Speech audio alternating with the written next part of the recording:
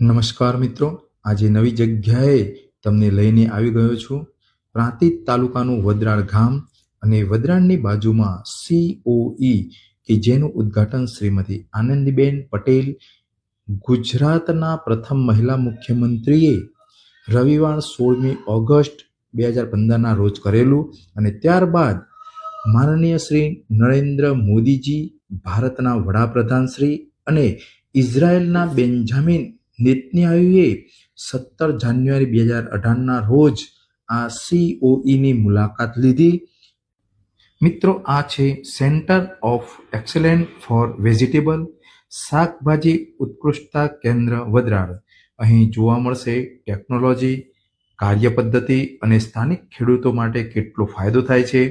આ સેન્ટરનું મિશન છે ટકાઉ ખેતી અને ગુણવત્તાવાળા શાકભાજી ઉત્પાદન માટે સહાય. મિત્રો, આ નેટ હાઉસમાં અલગ અલગ પ્રકારના ટામેટાની ખેતી કરવામાં આવે છે અને અહીંયા વધુ પડતા ચેરી ટામેટા ઉગાડવામાં આવે છે. એ પ્રમાણમાં નાની સાઈઝ હોય છે, પરંતુ ખાવાની અંદર બહુ જ સ્વાદિષ્ટ અને મીઠા લાગતા હોય છે. મિત્રો, આ પણ એક ટામેટાની જ જાત છે, પરંતુ એ રેગ્યુલર ટામેટા છે. આપ જોઈ શકો છો કે આ રીતના ખેતી ડ્રીપ સિંચાઈથી કરવામાં આવે છે. તો મિત્રો, હવે આ વિભાગ છે આદુ અને હળદરનો. આ હળદરના રોપ છે અને આ નાની સાઈઝમાં છે એ આદુ છે. આપ જોઈ શકો છો આદુ અને હળદરની ખેતી કેવી રીતના કરવામાં આવે છે.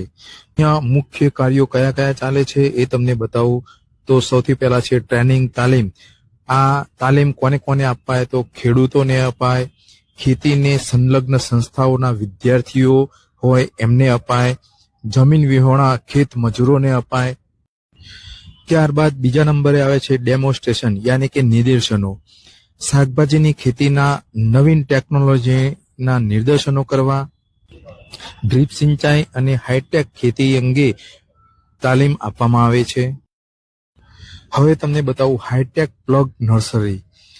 એક બીજ એક છોડ, તંદુરસ્તી ધરું વધુ ઉત્પાદન, સંક્ષિપ્ત વાતાવરણમાં સારો ઉગાવો, નિમેટોડ અને રોગ જીવન મુક્ત ધરું.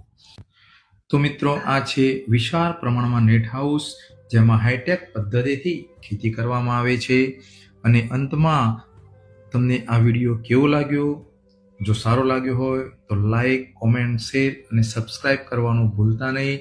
અને એક વખતે અવશ્ય આની મુલાકાત કરજો.